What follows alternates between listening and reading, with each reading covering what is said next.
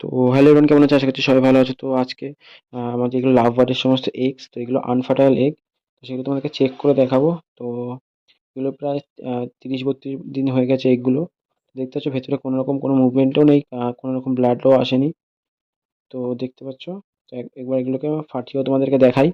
তো আমি ভেবেছিলাম যে 7টা ডিম দেখে বেশ বুঝতে পেরেছিলাম যে এতগুলো ডিম যখন দিয়েছে এগুলো ফার্টাইল হবে না, তবুও রেখে দিয়েছিলাম, ওয়েট করছিলাম। তো দেখতে পাচ্ছ ভেতরে কোনো রকম কোনো কিছু হয়নি।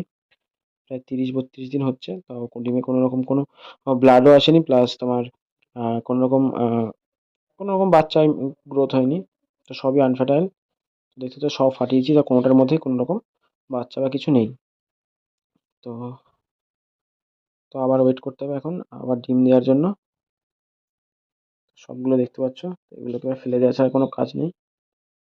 তো দেখতে পাচ্ছ এই যে বাবা মা, তো এদেরই ডিম ছিল এগুলো।